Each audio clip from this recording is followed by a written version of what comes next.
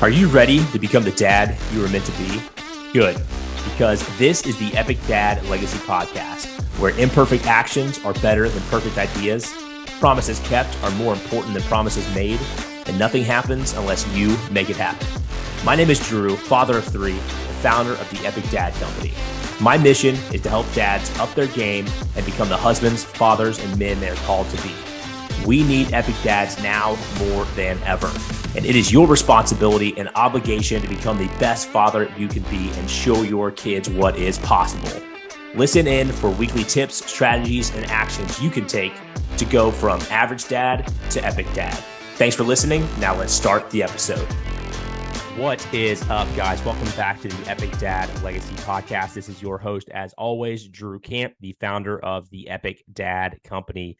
Hey, thank you guys so much for being here. We are on a mission to help dads change the culture by leveling up as a husband, father, and man. So if you are on that same mission, if you are looking to become a better dad, looking to become a better husband, looking to level up in every area of your life, including your body, relationships, mind, and finances, you are in the right spot. Guys, before we hop into this exciting episode we have today, first, I just want to say thank you, right? Our mission is super important. I mean, we look around in our culture and we see what's happening, right? We see the result of lack of leadership as fathers. And we recognize that it is up to us as dads to change the tide on our culture. And it starts with us. It starts with us individually in the home, how we're showing up for our wife, how we're showing up for our kids, how we're showing up for ourselves. And that is going to start to create momentum and start to create a cultural change that eventually over time will have a major, major impact. So that is why we do what we do. And I want to say thank you guys for being here. Real quick, guys, before we hop into this episode, wanted to let you know about a quick announcement that we have, an exciting update to what we call our Epic Dad Crew. Our Epic Dad Crew is our online community where a group of savage dads get together and we talk about everything from our body, our relationships, our mind, and our finances. And really, we hold each other accountable on the mission that we're all on to become better husbands and better fathers and better men. And if this is something that you are looking for, if you are looking for accountability, if you are looking for structure, if you're looking for community, we are going to have some exciting updates within the next week or so to really turn our Epic Dad Crew into the best community anywhere for dads to level up. So super excited to share what we have in store for you. Not going to spill the beans just yet, but within the next week or so, we'll have an exciting announcement. So my ask for you would be if you are on this path, right? If you want to become the best father you can be, you don't need to be doing it alone. We need to support each other in every way possible, right? And that starts with a community, that starts with accountability. So be on the lookout for an exciting announcement. I would love to have you jump into the Epic Dad Crew. Also, guys, if you are resonating with this episode, my ask from you is that you just scroll down and leave us a quick review and then share this with another dad in your network that needs to hear this message. All right, guys, with that, let's hop into the episode today. We have on Josiah Novak. So Josiah is a fitness coach. He's an author. He is the host of the True Transformation podcast and the creator of the True Transformation Body Transformation System. His lifestyle-friendly, real-life, simple, and long-term focused approach has helped thousands of men and women to achieve permanent results when it comes to their body, fitness, life, and health goals. His work has been featured in Fitness RS Magazine, Mind Pump Media, Order of Man, and many other popular outlets. Josiah's story is a lot like ones we hear from dads all the time. He was once up to 270 pounds, and he went into a deep depression that he honestly almost thought of committing suicide. And over time and working on the fundamentals, Josiah worked to get to a healthy body and mind and now helps others to do the same. Through Josiah's company and coaching program, True Transformation, he is helping create tailored programs to help his clients get results in and out of the gym. Today, we talk about Josiah's 3-pillar framework that he calls the 3 M's to keep things simple, focus on the basics, and get consistent, sustainable results. All right, guys, buckle up. You are not going to want to miss this episode. Make sure you've got a notepad handy, and let's jump into the episode with Josiah. All right. Josiah, welcome to the pod, man. Thanks for having me, Drew. Pumped to be here. Absolutely, man. Hey, I've followed your content on Instagram for quite a while, man, and we connected like a while back. I don't even remember what it was. It's been probably 6-7 months now. Just, hey, but we'd love to have you in the podcast, and we kind of stay connected a little bit, so super pumped for the conversation, man. I think your approach to fitness, nutrition, is something that is desperately needed in the space, just from a common sense perspective. I think a lot of times, as dads and like high performing dads, we want to like go super extreme, but when it comes down to it, man, like your approach is awesome. It's just, hey, these are the fundamentals. And this is what's going to get results. So I appreciate you coming on, man. Looking forward to the conversation. Likewise, man. Yeah, I'm excited to crush it. Yeah, man. So if for folks that don't know you, Josiah, would you mind just giving kind of like a quick, summary of what you're doing now? Then we can start diving into some specific stuff. Absolutely, man. I've been a fitness coach / consultant / online business owner now for the better part of the last decade. Prior to that, I was a personal trainer struggling to make ends meet in the gym. That actually was back in 2004. And over the years between 2004 and about 2013, I was always involved in health and fitness, but most of it was trying to figure out my own way. I love training. I love athletics. I was a former athlete myself in school. And I went through a transition period after leaving sports where I just was trying to find my way in the world. Where was my place? I always thought I was going to be a pro athlete. That dream didn't happen. And then I thought I was going to be a lawyer. That dream didn't happen because I realized I couldn't sit still for longer than like 30 minutes. And so school was out of the question after going to undergrad. Even undergrad was just an awful, awful experience for me, being a high active individual.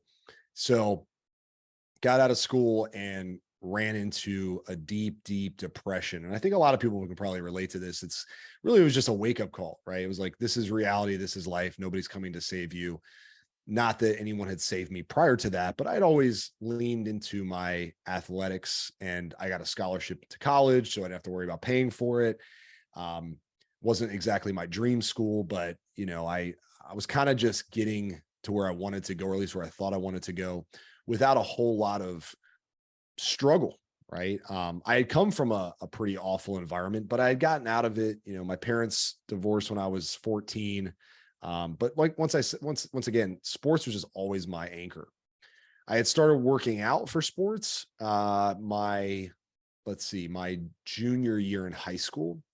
So I was a young junior. So I think I was 13, 14, 15 at the time, somewhere in that range. I started doing push-ups and curls, and then I got into the gym, and I fell in love with working out, but it was always for sports. And so after sports, I was like, well, what am I going to do with my life? Became a personal trainer in college, and then got out of college and moved to a whole new area. And I was a personal trainer still, but that whole feeling of like, man, this is kind of scary. Life is got all sorts of ups and downs, bills, I got to take care of myself. There's literally nobody knocking on my door with the answers. I fell into a depression. And with that depression, I started eating a lot of food, gained a ton of weight.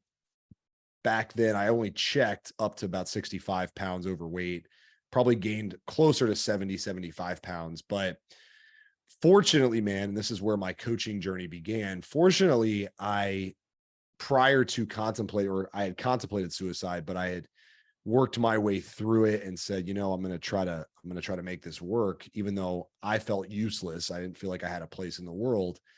I ran into a fitness icon at the time. His name was Greg Plitt. And for whatever reason, his messaging just spoke to me. I mean, it was very motivational. It was probably, a combination of a guy who was absolutely shredded and good looking and seemed to have his life together, drove like a Range Rover and seemed to have it all figured out, but was talking about how fitness was why he had it all figured out. Yeah. It was not because of, hey, I want to get abs and I want to be ripped, even though those were definitely things I wanted. He was like, hey, I want to be a great person. I want to be a man of value. I want to be a leader. I want to be an icon. I want to be somebody people aspire to be. And the only way I can get there is if I take care of my body and my health and my fitness. And for some reason, that just it really resonated with me.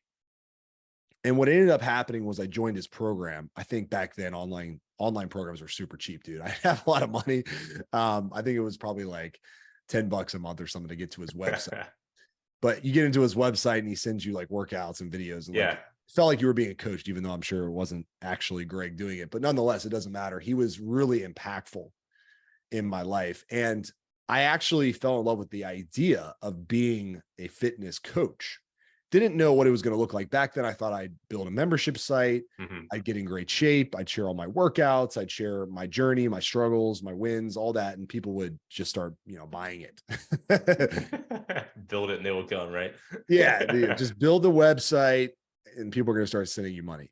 I was still dabbling as a personal trainer. I had gotten out of training in the gym and I had started training people like in their home, private training while I was working in corporate America to pay the bills, learning marketing, learning sales, working my way up through different organizations. But it was interesting, man. Like I could never fall in love with a position to the point where I was like, I could see myself being here for the rest of my life. I always had this calling of like, I got to do something on my own. I got to do something where I can control my own destiny. And long story short, man, I, at one point, I can't remember exactly when I made it a permanent decision, but I was like, at some point I'm going to create an online company that coaches people. It's probably around the 2012, 2013 timeframe, right around the same time that I met my wife, my future wife, that is, at the time. And I had success in corporate America, making sales and marketing, doing that kind of stuff.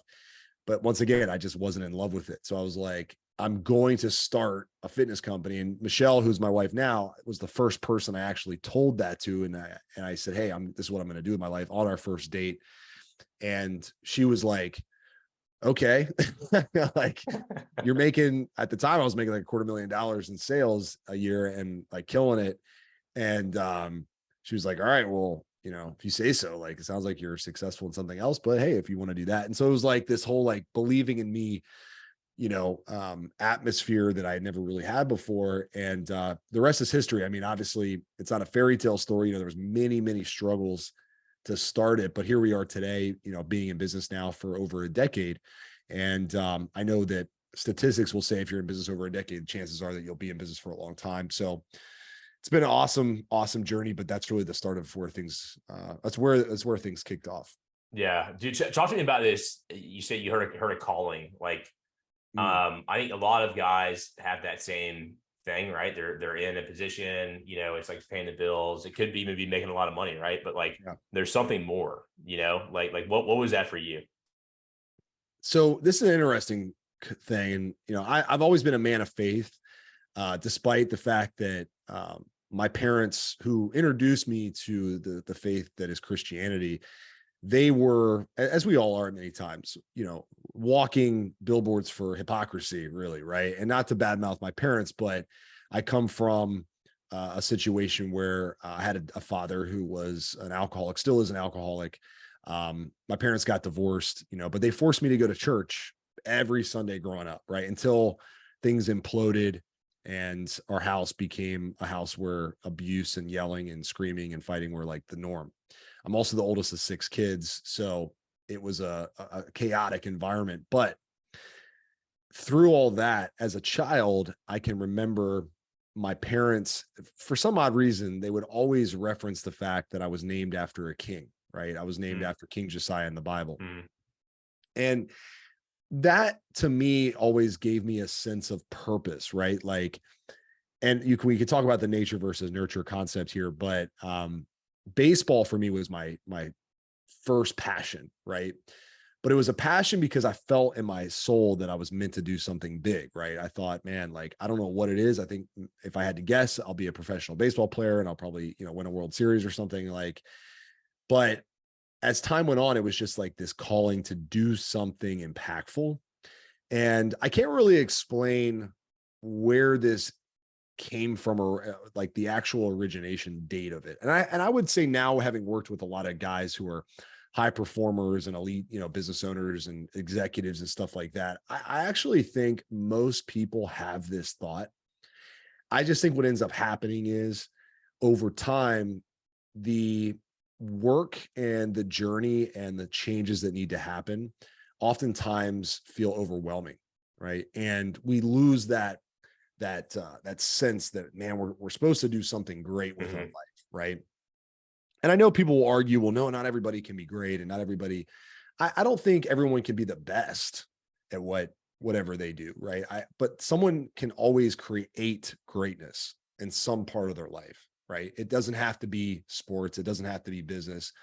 It could be fatherhood. It could be writing. It could be, working in a company and being the best at what you do, right? I think everybody can create greatness, but I think we're all called to it. It's just we don't always listen, and we're not Yeah. willing to do the things.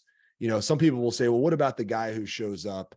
And, I heard this the other day, actually, it was a perfect example, but it was like, what about the guy who shows up and, hammers nails into a home, that's being built every single day? Like, that guy's not lazy, but like, he's not making millions of dollars. He's getting paid bare bones money, probably just decent salary or whatever. And, he's working his ass off though. Like, what's up with that guy? Like, why can't he be successful? Why isn't he called to something great? And it's like, he probably is. He's just not willing to like go out and start his own company, or he's not willing to like go do something else with that work ethic. It's just, to him, it's like, it feels just consistent to just hammer nails in every day and collect the check. Right. So I think we're all called to it. It's just not all of us are willing to answer the call. And honestly, answering the call comes with risk. I risked, man. I had 2 kids back to back, or my wife had them. I helped create them, but we brought 2 boys into the world back to back, 18 months apart. And I went full time in my online business back then. This was 2014. Cut out all my other income sources, right? I went all in on online business back then. And that was scary, dude. Like super scary. You know what I mean? Did you have a bankroll where you guys like, hey, we got, 6, 12 months or whatever, like banked up, or you just I like, wish I okay, had let's do much. it. Looking back, I think I want to say like 3 to 4 months of living expenses saved up. Maybe slightly more if I like sold off some things that like were investments, or like, things that, we probably wouldn't want to ever sell off. But like, I didn't go into it with like, oh yeah, I got 3 years of just like comfort. If I screw up and like lose all my money, or if I lose everything in this business, I'll still have something to fall back on. Didn't really have that. I had like 401k savings from corporate America, which was minimal. Wife had a little bit of that, but it wasn't like, all right, we're going to save up, 12 months and then we're going to take one step. No, I was like, you know what? Yeah. I'm losing money by not going all in on this. Right. That right there is awesome, man. That approach, right. Of what is the opportunity cost of me not doing this? One, from it, like from a business perspective financially, right. But then for that calling as well, that you're talking about, right? Like, what's the opportunity cost of me doing something I know that I'm not supposed to do, right? That I'm being called to do something else, and I'm putting that off because I'm scared of the risk. Like I there's in the gospel. So I'm a person of faith as well, trying to get closer to that over the past couple of years. But I forget the exact chapter and verse, but in one of the gospels, Matthew, Mark, Luke, John, one of them, there's the parable of the 5 talents. I don't know if you're familiar with that one, but that God gave different people different talents, right? And the guy with 5 talents came back, brought back 5 more. The person that he gave 1 talent to, he squandered it, right? And just that all resonates with me so much. And I think it goes back to that calling, right? Is that everyone has something, right, that they are good at, they're passionate about, that gives them purpose. And it could be business. It could, like you said, it could be fatherhood. It could be being the best carpenter in the world, right? Like, you love that. And it's like you are squandering your talent if you are not willing to take a little bit of risk and to go out and make an impact, Big time. Yeah. It's funny because looking back, well, part of the reason why, I went into it too and went all in on it was because I was trying, I think looking back, I don't know if there is a perfect time to like go all in, right? I think you just have to say, all right, enough is enough. I'm dipping my toes in the water. I also have my hand in these other things, and these other things are also getting shortchanged because I'm so fixated on this passion of mine. In this case, a fitness company. And I can't give my best to, I can't be a jack of all trades right now, right? I'm mastering nothing by spreading myself in all these different directions. Not to mention my family is probably going to be more stressed. Even if money is coming in at a higher level, my time is so limited. So I'm not able to actually be present with them. I mean, I can remember, man, like, in the early days, like I'd be driving, we take the kids, they were little, we'd take them to like a birthday party or something for other little kids. And I'd be on my phone, like trying to close deals the whole time. Right. Because I was so worried that, well, this is my only time on a Saturday to sit down and close deals on my phone for fitness, get new clients, all this kind of stuff.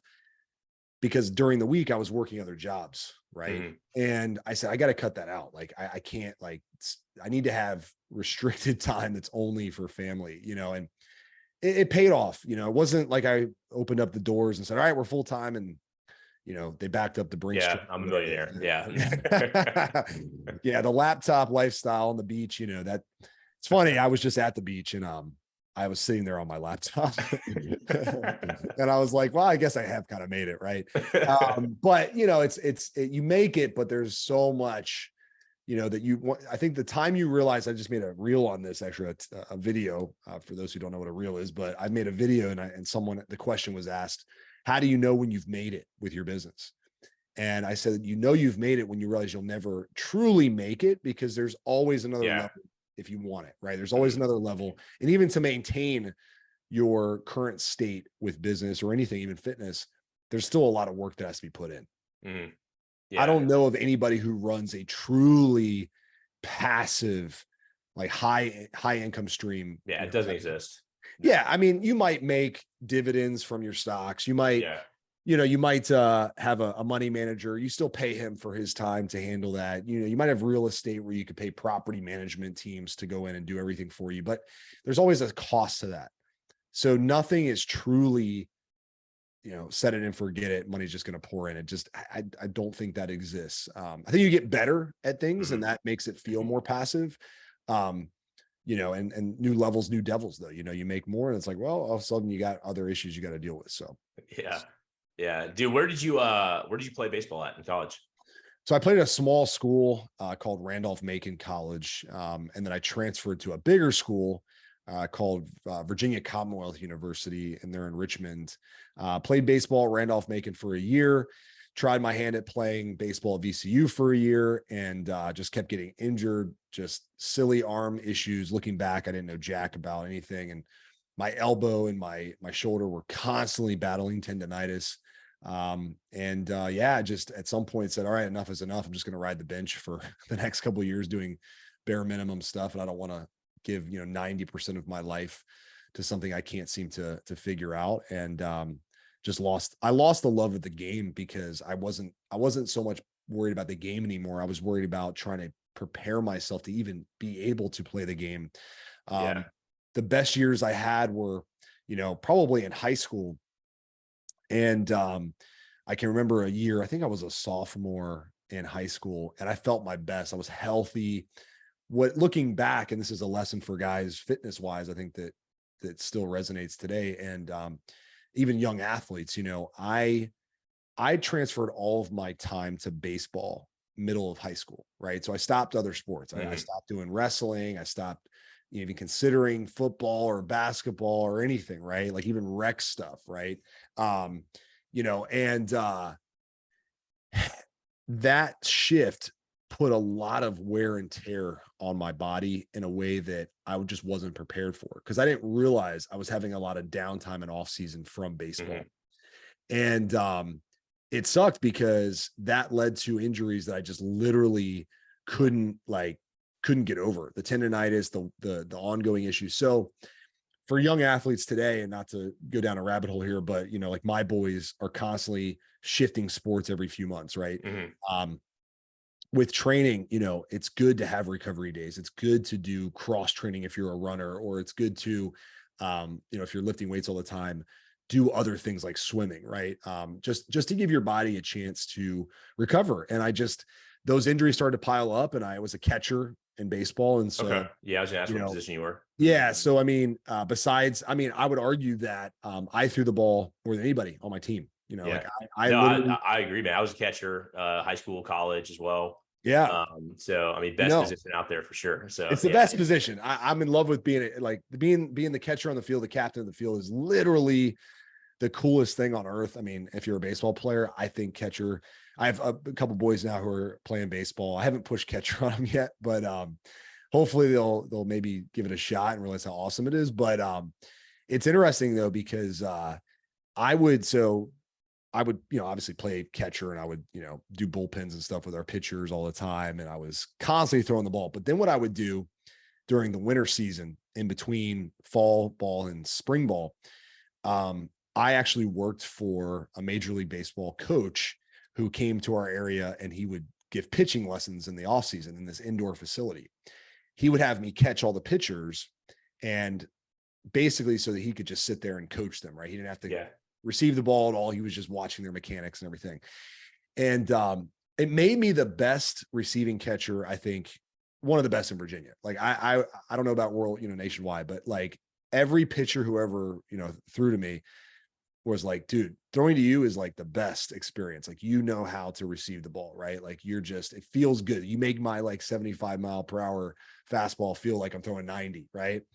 But dude, it wore out my arm, right? Like it wore out my arm to the point where, and once again, I don't know if this is genetics or whatever, but like, cause there's some guys out there who, they throw the ball every day, 100 times a day, like their arms are fine. But for whatever reason, my shoulder and elbow just kept having issues. My father, who was a wrestler, he always told me the reason he stopped playing baseball, it's funny enough, in high school, he played like a couple years. He was like, my freaking elbow. I couldn't get over tendonitis. I was like, it was because of our position as a catcher, right? It's like I would always be here. It was just exactly. Mm-hmm. Even today when I play catch with my kids, like I don't go down, around like a normal person throws the ball. I'm just like right here, and it's but even now that I've gained a lot of muscle over the years, my arm slot is like, it's not as flexible or whatever, but I can still feel where I had those constant nagging little injuries. And it got to the point where I partially tore my rotator cuff in college, because I was accommodating the elbow tendonitis by putting my shoulder in a spot where I would just use my shoulder to throw it, right? Instead of using the elbow to lead, I would almost lead with my shoulder. It was a bad position, but for whatever reason, it worked to just kind of maintain my ability to throw, but it started to really hurt. And I ignored it. And I was lifting weights and doing all the things I thought I was supposed to do. And I remember feeling a pop one time when I threw to first, and I was like, "Oh my God!" I know that exact pop, man. I tore my labrum as well. It was just the worst, bro. Yeah, in high school for summer ball. And it's like immediate. Like you hear it. It's just like, wow, and you're like, that's not good, man. It's like something's broken. And here's the thing that really sucks, right? That I think a lot of people, especially baseball players, well, maybe baseball players know, but your shoulder is involved in everything, right? So like, I would then go, okay, well, I can't catch right now, but you know what? I'll still take BP. I'll still run around. No, you won't, because every time I'd swing that bat, man, my shoulder was like, like screaming pain. So I was just, in rehab. I was in, the ice bucket. I was in, stretching, and that was my daily routine. I'm like, this sucks, man. And I just, honest to God, lost the love of the game.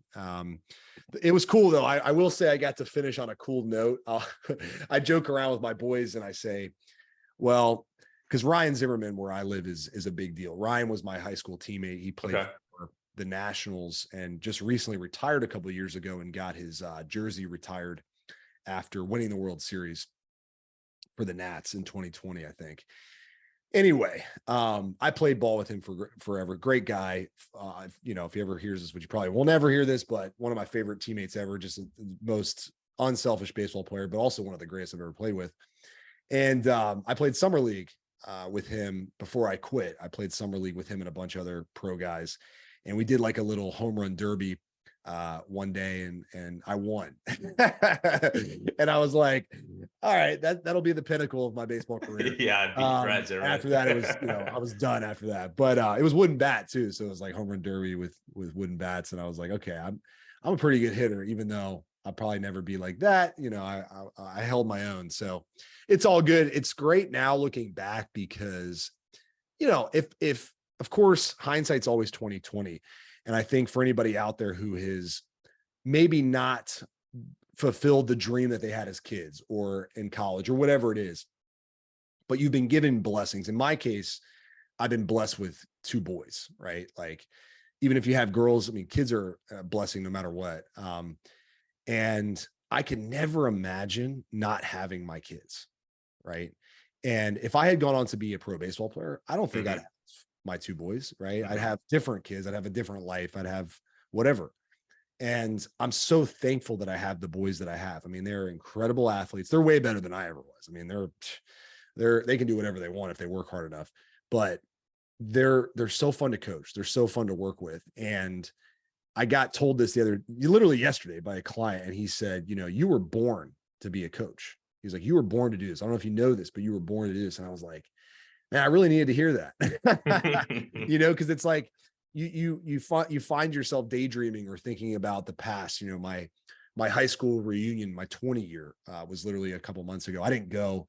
I was tied up with something else, but it was a reminder that, like, man, I have gone through different phases, different chapters, and not all the dreams I had as a kid were fulfilled, but I have even bigger purposes, right? Even bigger purposes. And it's cool, but yeah, baseball will always be a passion of mine. My youngest son, this summer for sure, has reignited my passion for baseball. He is obsessed with the Chicago Cubs. He watches every Chicago Cubs game on the MLB TV package, because we're in Virginia. We can't get WGN games, but he watches every single Cubs game. And so now I watch every single Cubs game because that's our time together. And it's crazy how, and looking back, and this is just a side note. And once again, we're talking about random stuff, but I told my wife I wasn't going to push baseball on my kids, because I was like, dude, it was my life for 17 years, right? It was my daily life. Even with other sports, baseball was still something I thought about every day. So I don't want to be the guy who's like, well, my kids, I didn't make it, but my kids are going to make it. And I was like, they want to be badminton players or they want to be chess players. I don't care. Like, as long as they work hard, whatever they want to do, I'll support it. So none of them did baseball up until this past summer. My youngest was the first one. My oldest was like, nah, I want to do, football, basketball. I was like, cool. But watching the obsession take over was mind blowing, right? Because he's seen the light on baseball. Yeah, I never, and still to this day, I've never pushed it on him. I've never been like, daddy, that's all daddy cared about. Never, it was never like a Novak tradition, nothing like that. And it's like, part of me goes, man, like, genetics are so crazy, because it's like, he has the same fire I had for it. And I'm like, I want to stoke that fire, I want to help him, without pressuring. I want him to like, feel like, man, this is my thing. It's just an interesting thing. It's like, I passed that on to him without even realizing. And now he is obsessed, man, like obsessed. Dude, I can't wait, man. I've got, so my two, so yeah, we're going down kind of a rabbit hole here on baseball, but I'm happy to do it because I love baseball as well. And there's some valuable lessons I think we can take away from sports and baseball specifically. So, like, my story, I was a catcher in high school. Same thing, right? It was my junior year. I made the decision. I'm going to stop playing football. I'm going to focus just on baseball. And that was probably like as a child, that was one of the toughest conversations I've ever had. Like one of the toughest decisions. Because I love football, man, too, but it's like at that point in time, it's like, hey, you need to be playing fall ball, you need to be playing summer ball, like year round, right? So I did the same thing. And I think there is definitely some points to be made, some arguments to be made that, like, we should expose our kids to all types of activities when they're young. Yep. And specificity is great, but what is the most, like, the more important thing, right, for them to, like, be year round in baseball, or, like, to your point, to have, some recovery time, to take care of their body, and then also to have these different experiences too. So I think, like, we have to put that in perspective. Like, and I try to do that. As much as I love baseball, it's like, hey, at the end of the day, it's literally throwing a ball, right? Is what it is. It's a game. But so I played in high school, did the whole, year round thing, went and played college ball. And then my senior season, I actually got hit by a pitch about a quarter of the way through the season, and career ender for me. Oh my gosh. So yeah, hit my forearm. It, like, shattered my forearm. It was the only game that season my girlfriend at the time hadn't been at. So she'd been at, like, every single game. And then she wasn't there the one I get hit by pitch and, like, snap my arm in half. Oh my gosh. Yeah. So that was it for me, man. And then I had to make a big big pivot. And I wanted to bring up this point too, because you mentioned as well, it's like, we have these experiences in life. We have these things that we think we're meant to do, and like life happens, right? And so that was a very hard transition for me of all of a sudden, like, well, shit, like baseball's done. Like any dreams and aspirations I had about playing pro ball, are just like done. Like that's it. And so like, what's the next thing? Because I know I'm meant for more, I know I'm meant to go out and have impact. And so for me, that decision was the military, going to the military. But then when that ends as well, right? You're like, okay, that was my identity. Right. Like, and that's a tough transition from the military side to civilian side and finding that path. And so that's where a lot of veterans struggle with, is kind of finding their purpose, And so I think it just speaks to the fact that like, you have to find that, your purpose is more about how you're showing up and less about what you're actually doing, in my opinion. Absolutely, dude. It took me a long time to learn that lesson, as I'm sure it did for you too, and a lot of guys that are listening. We tie our self-worth to our production, right? And as athletes, our production on the field and our production in the gym or whatever. And then when that ends, it's like, wow, man, like I was this, hot shot athlete. I see it all the time with guys on Facebook who I went to school with, and they peaked in school, not because they had to peak, but because they allowed themselves to peak, and then they never really got going after that. And once again, it's because your identity is so tied to this moment in time, or this chapter that you rode a high for a long time. And this is why I think, going to fitness once again can be a tool to remind you of the standards that you keep for yourself, right? No matter what you're doing, whether you're an executive, you're a CEO, or if you're, a guy in the military and you're like trying to work your way up the ranks, or if you are an athlete, or if you're a guy who ended a big part of his life and now you're like, what do I do? Right. Well, I think at the end of the day, your self-worth and your identity should always be tied to the things that you can control, which in my opinion, your faith, your fitness, and then your willingness to improve your financial situation and to support your family. Right. Because you could go out and crush it money wise, but still have no self-identity, no self-worth, right? Or have all your self-worth dictated by a paycheck and materialistic things. And then you're like, dang, like if I lost my Lamborghini, like I lose it all, right? And it's like, no, you don't, no, you don't. You are a person of worth, no matter what you're doing, because you hold a high standard for yourself. And I think it all starts with your body. I mean, when we really break it down, yes, our body could include our soul, right? The faith aspect of this, our mental health, but our bodies are a reflection of our habits and routines, and I know that today's world obviously has taken things to an extreme, both on the female and the male side with body image and what's considered in shape and what's not, it's like, if you're not 8% body fat with shredded obliques, like you're fat basically. Right. Yeah. Then on the other side of the spectrum too, the body positivity movement of, 400 pounds and proud of it. It's like, yeah, you should be proud of who you are. Right. But it's not helping. I would actually say, and this will piss off, like, well, maybe it won't, but I don't think you should be proud of any of that at all. Like, I don't think you should be proud of who you are if you're fat as hell and obese. Yeah. I don't think that's actually true. I think you're lying to yourself if you say, oh, I'm proud of. Yeah. And that was the wrong language. That, like, not proud of myself, but still feel like you have self-worth is what I mean. Yeah. Oh yeah. I think there's never a time, kind of going to like what I tell guys in terms of fitness, it's never too late, to actually reach new levels of potential or new levels of success with who you are. Your self-worth is always there. It's just up to you whether or not you want to tap into it, and yeah, there are people, I mean, look, there are literal geniuses out there who are overweight and unhealthy.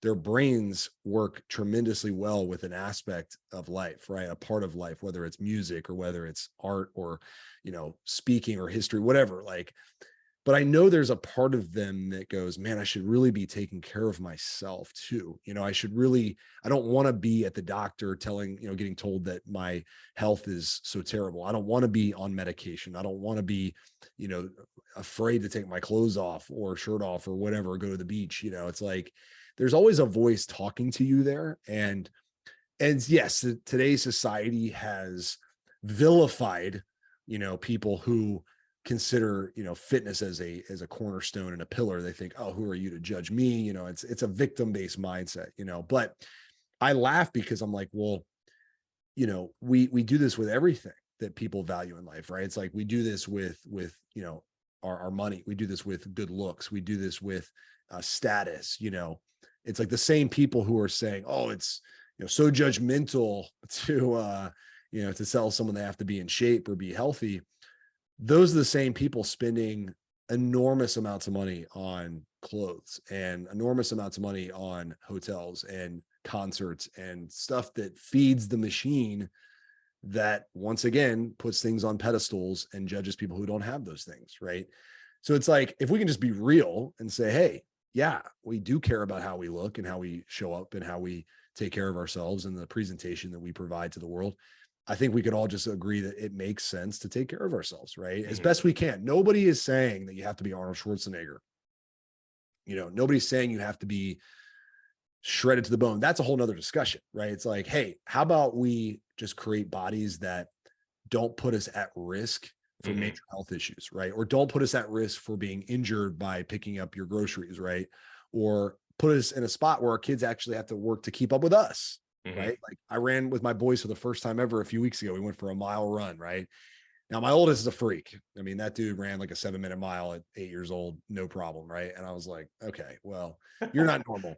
But my other one, I had to really push. And I was like, see, this is just 1 mile. Daddy runs, 4 or 6 or 8 miles sometimes. Like, and he was like, oh my God, like, this is really hard. And he's an athlete, but I was like, that's how it should be. You should be leading your kids, not like, man, I can't keep up with my kids. They sprinted, across the lawn and I was out of breath before I even tied my shoes, right? Like that's not how it should be. And it's not me saying you suck and you're, a fat slob and like, you should just go cry somewhere. It's like, hey, dude, like this is fixable. This is totally fixable. You have everything you need. You're overqualified to fix this, but let's just start with the fact that you want to fix it and it's okay to want to fix it. It's okay to want to be better. Yeah.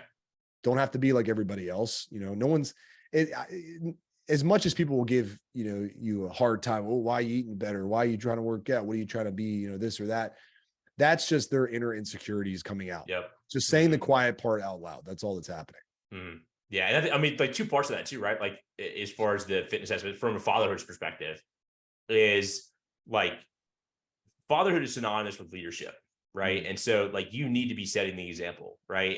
And fitness is one area, fitness nutrition is one area you can like directly control that, right? And so like, you should be setting the example for what you want your kids to follow. And then the second point is, I want to be around for a long time, right? Like, outside of me walking out and getting hit by a truck, which could happen at any point in time, right? But I can't control that. But what I can control is my health. And, if I want to be the leader, I want to instill those values. I want to be there to support my kids. Like, I've got to take care of myself from a health perspective, because otherwise I put myself at risk. And if I die when I'm 55 from a stroke, because I was, eating freaking hamburgers all the time and pounding down Cokes and milkshakes, like, that's my fault. And I'm letting my kids down, And so there's like 2 perspectives. Yes, from health, I want to be health for a longevity perspective, but then you should be setting the example for your kids. I think there's a third piece too, the quality of your life right now. What's the return on, we call it ROE. A friend of mine told me this concept, like your return on energy, right? We always talk about ROI, but like your return on energy is massive when you take care of yourself. You have more stamina, you have a competitive edge, you have more excitement, more vitality. I just think back to recent examples for myself. I took my kids to Disney World. It'll probably be a one and done, by the way. It was worst experience ever. Disney World is not what all of our crazy liberal friends told us it is, but it's cool. It's whatever. It's a money pit, but there's a water park nearby, right? And we went to this water park called Volcano Bay, I think is what it is. It's not a part of Disney, nonetheless. Me and my boys, like, my wife needed a day to kind of just relax in between going to parks. And so I was like, all right, I'll be, I'm a big kid at heart anyway. So let me go to this water park with the boys, where I'm selfishly probably going to have the best time ever. And they'll have a great time too. But we were walking that park, swimming around, doing stuff for like 10 hours straight. Right. And my excitement the whole time stayed at a really high level. In fact, it got to the point where I was like, let's do that one again. My boy's like, oh, I'm kind of tired, Dad, you know? And it's like, think about the return on your energy there, right? Where because I take care of myself, because I work out, because I take care of my cardio, because I do all these things, I don't really get tired that easily, right? Especially when I'm doing fun activities that are, you know, active things and physical things. I enjoy that a lot.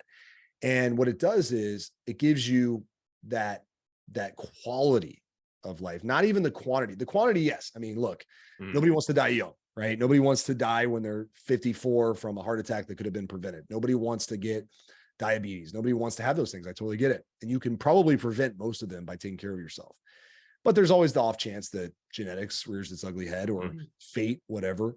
But while you're here, you know, man, isn't it great to be able to wake up full of energy and go out and do what you need to do at a high level, even if that's a vacation day, or even if that's a race, or even if that's just going to work and crushing it, right?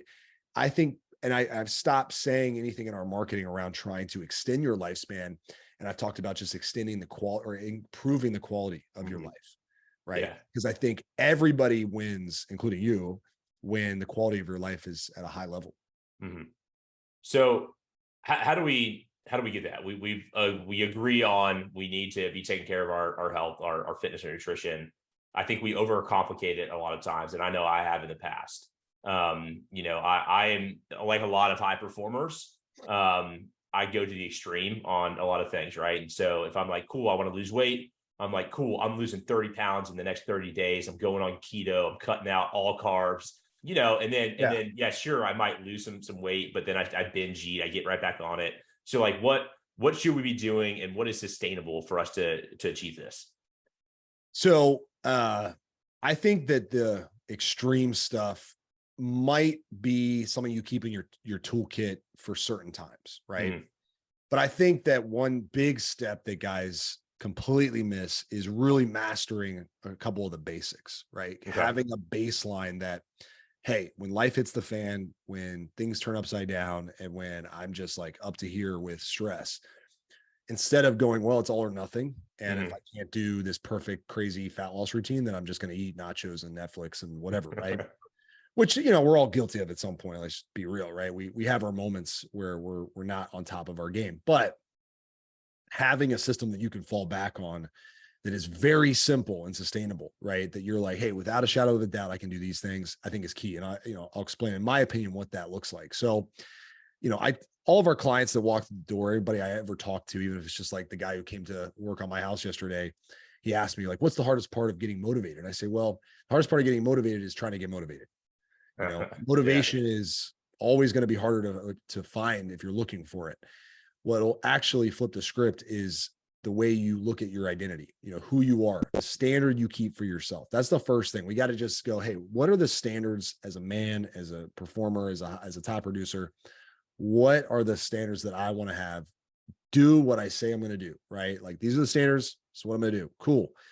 Luckily, the standards can be really simple and sustainable. I look at it as 3 buckets, right? 3 main buckets that you got to fill in different ways, obviously based off the individual. But the first one is very simple. I call it movement. Movement is just, in other words, cardio, right? Or walking, whatever you want to call it, moving your body around to, number one, improve your energy level. When you're laying down all day or sitting down all day, I mean, think about it. When we sit in a car or a train or a plane for hours on end, what happens when we get to our destination? Man, we're tired. We're like, oh man, traveling's so rough. And I'm like, you just sat for 6 hours. Like, you wouldn't think that you'd be tired, but you are, because your energy comes down when you don't use it. So we got to walk. Walking is one of the most underrated forms of exercise, and it's proven to increase your lifespan and longevity. But we got to also burn more calories, because if we want to stay lean, if we want to improve our body composition, if we want to lose weight, we need to burn more energy than we eat via food, right? So walking, in my opinion, it's the easiest form of exercise. Everybody can, for the most part, do it. And we have a movement standard that we stick to on a daily, weekly, monthly basis, right? And that's different for everybody. For some people, it's like, hey, I need to walk 10,000 steps every day. For some guys, it's like, hey, I'm going to, you know, walk 3 miles every day, whatever it is, right? We find that, we stick to it, we have a standard. That's bucket number 1. Number 2 is muscle. Okay. So the muscle bucket is training your body. And this is where people go, I don't want to get too big. I don't want to get too jacked. You know, oh, I don't want too much muscle. And I say, you don't have to worry about that. If you had to worry about that, you would already know, right? You'd already be a freak who looked at weights and grew biceps, right? Like, so you're not Arnold. Like I said earlier, you don't have that kind of genetics. And if you do, you should be thankful because you won't have to lift that much. You'll gain muscle really quickly and you'll be like, oh, cool. I don't have to do much. Yeah, I'm good. Yeah. Yeah.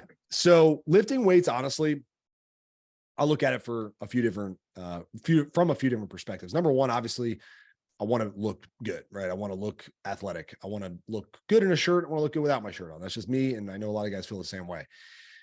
Number two, it's a stress reliever. You know, for lack of better, for part of my French, I don't want to be an a-hole to my kids. Oh, you can cuss all day long on this one, man. I don't want to be a dick, right? So lifting weights, and I'm sure a lot of guys can relate, has an effect where I go into the gym a little stressed, a little pissed off, a little bit like grumpy, and I leave the gym on cloud 9.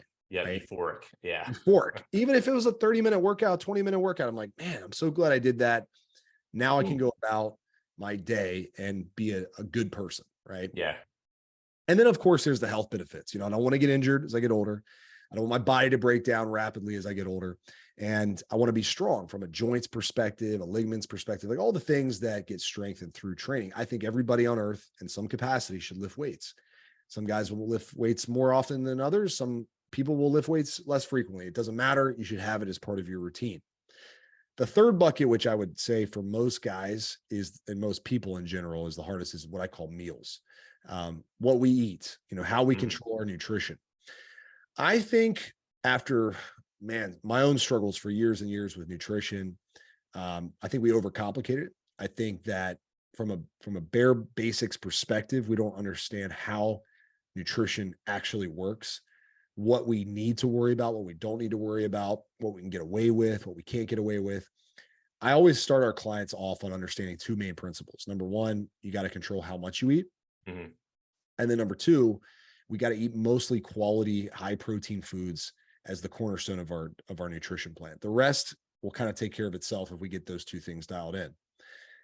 Over time, you can get more detailed. Over time, once you understand the basics, you can say, okay, I am going to go pretty hard for the next 8 weeks. I'm going to push my calories down. I'm going to eat, strict. I'm going to go the full-blown bodybuilder life or whatever you want to do. Knowing that the reason why you're getting results is because of a few main factors, right? Knowing you can always go back to a more sustainable approach because you know what you're doing, versus the guys who go, I'm going keto, right? And you're like, okay, no more carbs then, huh? And they're like, nope, no more carbs. And then they go 6 weeks on keto, they lose a ton of weight. They eat carbs for 2 weeks and they gain all the weight back. And they're like, what? That doesn't make any sense. I'm like, no, it does make sense because you lost a ton of water weight. You probably only lost about 6-8 pounds of fat. And then you went and you overate by thousands of calories for a few weeks. You gain all the fat back and the water weight, right? So I think it's really an education and information issue. There's too much information, not enough education and application, right? So information doesn't do you any good when there's 20 people telling you to eat 20 different diets. I wrote a book. You can kind of see it behind me if you're watching this, but it's called Diets Suck. And it's just because all the diets out there work, but they never tell you why they work. They just tell you like, don't do this, this, and this, and then you're going to get ripped, or do this one thing. And this is it. It's like, dude, you could create your own approach to eating and get phenomenal results. Personally, I don't prescribe to one meal strategy. I move things around based off the time of year. Like right now, I'm a few months out from my birthday and I'm pretty strict. I'm trying to look crazy good for a birthday trip that I'm going on, right? That's just what I'm doing. Now, if something happens in my life and it's like, oh, dude, I got to chill out, I can't go this hard, I can always fall back on the basics. I can always fall back on eating healthy meals that are pretty calorie controlled and having a couple whatever meals every week and, being totally fine. But once again, we from a meal perspective, we deal with a lot of external struggles too, right? So stress eating, and then obviously the abundance of food that's there. It was funny. We were talking about it yesterday. There's, years ago, gas stations were gas stations.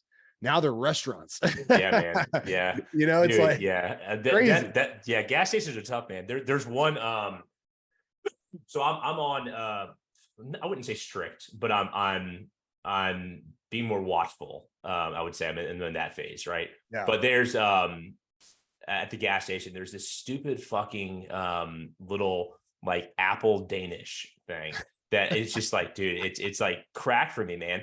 Yeah, And we all have you know, that. I have to like, I'm just like this in the gas station, like don't even look at it, bro. It's Don't not even look at there. it. Doesn't Yeah. exist. But no, man, I agree. And I was just like, I agree. I think we overcomplicate it a ton.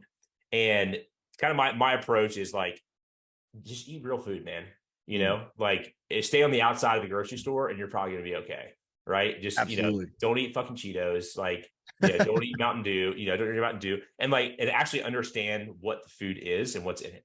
Yeah. Right. And then understanding your numbers. So like you are, obviously you have a book about it, you know, much more well-versed than I am in this. But what we do with guys that come into kind of our community is like, hey man, all we're going to do is like for the first week, like, I just want you to track what you eat. Right. Yeah. Just like understand what's going in your body, because it's probably going to be pretty surprising to you, that like, holy shit, man, this coffee creamer that I load up on 3 times a day, is like 270 calories in my diet, and you're like, you would have never thought that. You're saying it's just a creamer or whatever. So like, that's going to expose you to just like, starting to understand like what is your food composed of, right?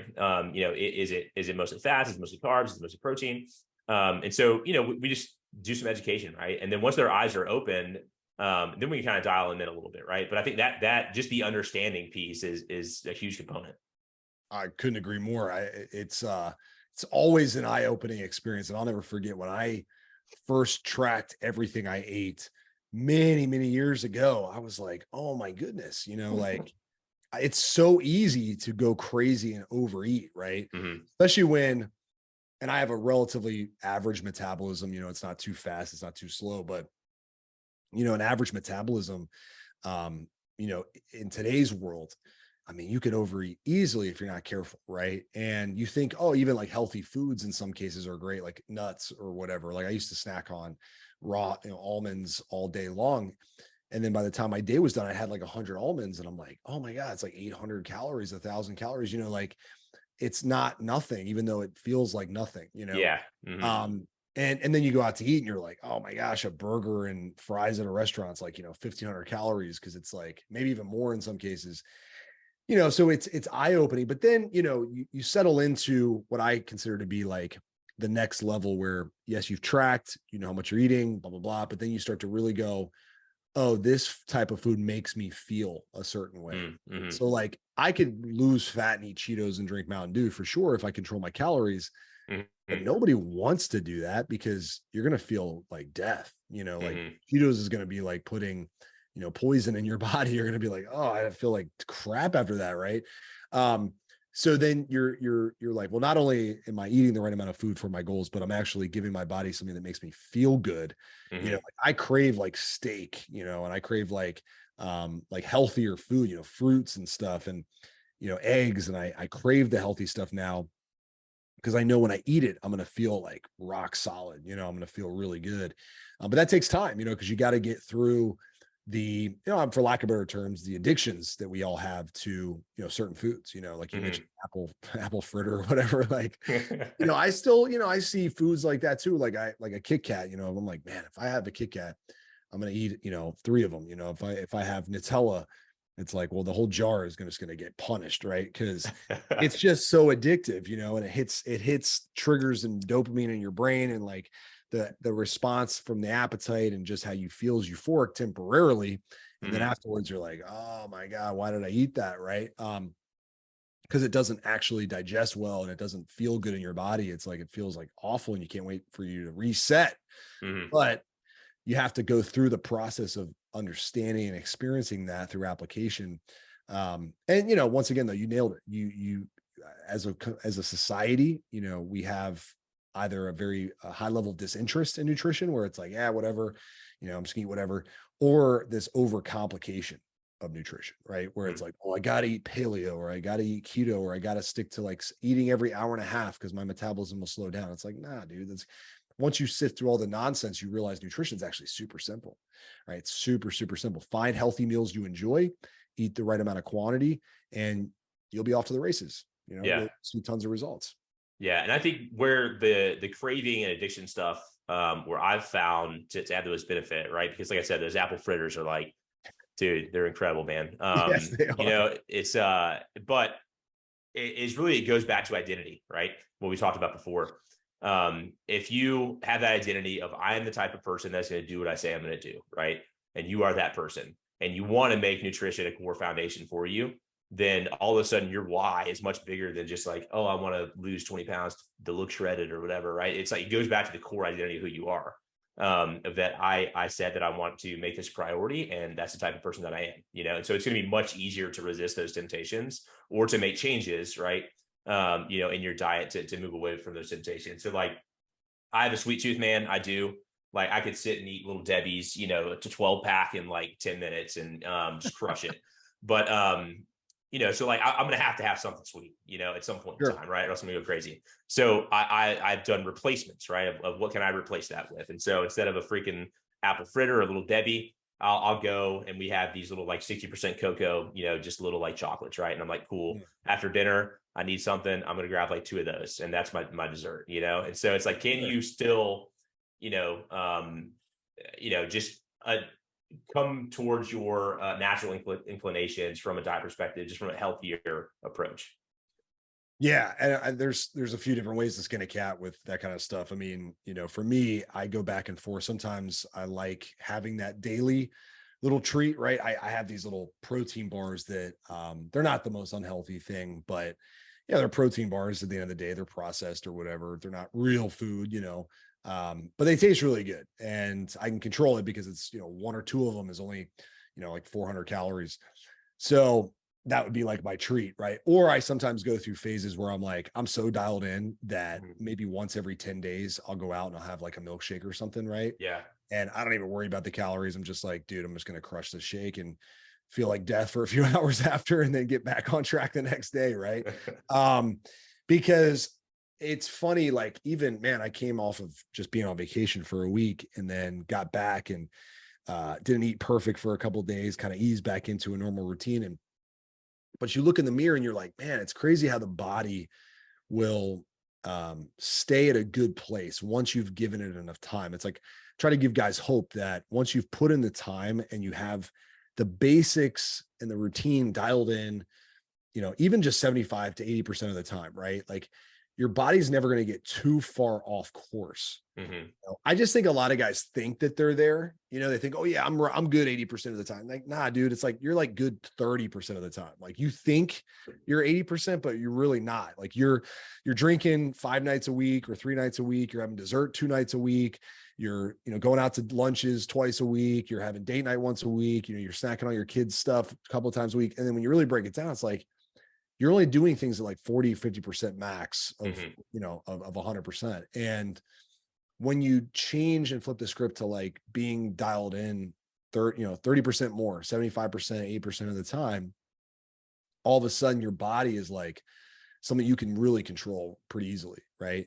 And it just takes time. You got to put in the work. And I think the message I always tell guys now is, whatever it is you want, right? Whatever it is you say you're going to do, like, do the work, do what is required to get that. Otherwise, what you need to do is change your expectations, right? Change the results in your mind that you're shooting for, because what will end up happening is if you have these high standards that you say you want, but your actions don't align with them, that is where hell is, right? Where you say, I want this, your actions are down here though. So you're getting this result, but you keep saying, I'm going to get this, I'm going to get this. That space, that gap is where resentment, is where personal hatred, is where self-belief goes to die. And ultimately you live in this state where you're pissed off and you blame others and this and that. And all I tell guys is like, look, just change your habits and routines to get to that level, start doing the work, or just say, hey, I'm okay with not having the 6-pack. I'm okay with not losing the 30 pounds. I'll just be okay with losing 5 or 6 pounds, because that's what my habits and routines have given me right now. I think at the end of the day, though, the beauty of like what we do and what you do and what fitness really can be is it can be a part of your life in a permanent way that you actually enjoy. It can be something in your day that is like, man, it's my time. It's my time to like get my mind right. It's my time to clear my head. It's I sit down to eat, like I feel good after I eat. And, while I'm eating, this is like, I'm empowering myself, like I feel like I'm just a guy who has standards, and I like that feeling, and then the results come, the physical results come after you've got the mental side completely dialed in. The physical comes even easier. And you're like, man, what was so hard? I never realized it could be this easy, but you have to mentally lock in. Right. Mm-hmm. And that's something that I think everyone's capable of doing. It just comes down to a decision. It comes down to a true desire for a result. When you have a true desire for things, you tend to do things at a high level. But yeah, I mean, I don't think fitness is optional. I don't think taking care of your health and body should be optional. I think it's something that we only get one of. So we should treat it with care, versus our house, our cars, our clothes, and all the other trinkets and gadgets and stuff that we acquire. A lot of it, for the most part, is replaceable, or at least repairable. But man, your body doesn't really fall into that category. So I think we should treat it with care. Yeah. Well, dude, man, where can guys go find more about you, Josiah? Oh, well, the easiest place to connect with me is social media, or my website. So you can go to pretty much any platform and just type in Josiah Fitness. And I'm typically that guy. Some people have tried to steal it, but it's all good. I'm pretty active on platforms like Instagram and Facebook. So if you go to Instagram and type in @Josiah Fitness, you shoot me a message. It's pretty easy to access me there. Or you can go to my website, thetruetransformation.com. And if you go there, right at the front of the page, there's a free guide. We call it our 3M action plan. And it just gives you the blueprint, kind of like literally what I just went over, but in a little bit more detail, about how you can start making some changes today. But those would be the best areas, brother. Yeah. Well, awesome, dude. Well, dude, awesome conversation, man. I love where it went. I mean, we went to the rabbit hole on baseball a little bit, but I'm happy to do that. That's something we can do it a whole other episode, just talk about like catching stuff, Oh man, anytime. I'm a total nerd when it comes to baseball. So I'm all about it, brother. Yeah. Last part of that, so I have agreed to help coach our high school team Nice. this year. So we moved. We kind of like when I joined the military. Well, really when I went to college, I like left my hometown. And it was like, bye-bye, never coming back. And so I haven't kept in touch with anybody. And then we, about a year and a half ago, we moved back to my hometown. Nice. And so it's like, getting to see all the faces and stuff. And they're like, oh, Drew's back. Okay. Like, so you want to coach, And Nice. so they've been pressuring me to be a community coach. And finally I caved, and I was like, okay. I was like, I'm not gonna be able to like be at every practice, but like, I'll be there when I can. And they're like, cool, you're the catching coach. And I'm like, cool. Nice. I haven't thrown a baseball in like 6 years. So, so I'm having to like get the fungo bat out and practice a little bit and start to play catch and stuff and work on my pop time, so. Yeah. No, that's awesome. I got a chance to coach my son this past summer in baseball. He was coach pitch. So it's funny because I was pitching to all the kids, every game. And I was like, man, this is really tough, like throwing in the strike zone for these little, 3 foot, 4 foot tall kids.